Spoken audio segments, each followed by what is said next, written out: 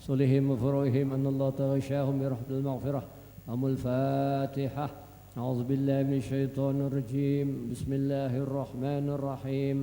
الحمد لله رب العالمين الرحمن الرحيم مالك يوم الدين إياك نعبد وإياك نستعين اهدنا الصراط المستقيم صراط الذين أنعمت عليهم غير المغضوب عليهم ولا الضالين آمين. أعوذ بالله السميع العليم من الشيطان الرجيم. أعوذ بالله السميع العليم من الشيطان الرجيم. أعوذ بالله السميع العليم من الشيطان الرجيم. لو أنزلنا هذا القرآن على جبل لرأيته خاشعا متصدعا من خشية الله وتلك الأمثال نضربها للناس لعلهم يتفكرون. والله الذي لا إله إلا هو عالم الغيب والشهادة والرحمن الرحيم. والله الذي لا إله إلا هو الملك القدوس السلام المؤمن المهيمن العزيز الجبار المتكبر. سبحان الله عما يشركون. والله الخالق البارئ المصور له الأسماء الحسنى يسبح له ما في السماوات والأرض وهو العزيز الحكيم. أعوذ بالله السميع العليم من الشيطان الرجيم. أعوذ بالله السميع العليم من الشيطان الرجيم. أعوذ بالله السميع العليم من الشيطان الرجيم. أعوذ بكلمات الله التامات من شر ما خلق. أعوذ بكلمات الله التامات من شر ما خلق. أعوذ بكلمات الله التامات من شر ما خلق. بسم الله الذي لا يضر مع اسمه شيء في الأرض ولا في السماء والسميع العليم. بسم الله الذي لا يضر مع اسمه شيء في الأرض ولا في السماء والسميع العليم. بسم الله الذي لا يضر مع اسمه شيء في الأرض ولا في السماء والسميع العليم. بسم الله الرحمن الرحيم. ولا حول ولا قوة إلا بالله العلي العظيم. بسم الله الرحمن الرحيم. ولا حول ولا قوة إلا بالله العلي العظيم. بسم الله الرحمن الرحيم. ولا حول ولا قوة إلا بالله العلي العظيم. بسم الله الرحمن الرحيم. ولا حول ولا قوة إلا بالله العلي العظيم. بسم الله الرحمن الرحيم. ولا حول ولا قوة إلا بالله العلي العظيم. بسم الله الرحمن الرحيم. ولا حول ولا قوة إلا بالله العلي العظيم. بسم الله الرحمن الرحيم. ولا حول ولا قوة إلا بالله العلي العظيم. بسم الله الرحمن الرحيم. ولا حول ولا قوة إلا بالله العلي العظيم. بسم الله الرحمن الرحيم. ولا حول ولا قوة إلا بالله العلي العظيم. بسم الله الرحمن الرحيم. ولا حول ولا قوة إلا بالله العلي العظيم. بسم الله الرحمن الرحيم. بسم الله الرحمن الرحيم. بسم الله الرحمن الرحيم. بسم الله توصلنا بالله. بسم الله توكلنا بالله. بسم الله توصلنا بالله. بسم الله توكلنا بالله. بسم الله بسم الله توكلنا بالله. بسم الله آمنا بالله. ومن يؤمن بالله لا خوف عليه. بسم الله آمنا بالله. ومن يؤمن بالله لا خوف عليه. بسم الله آمنا بالله. ومن يؤمن بالله لا خوف عليه. سبحان الله عز الله. سبحان الله جل الله. سبحان الله عز الله. سبحان الله جل الله. سبحان الله عز الله. سبحان الله جل الله. سبحان الله وبحمده. سبحان الله العظيم.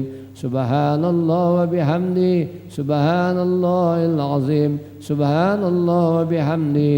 سبحان الله العظيم.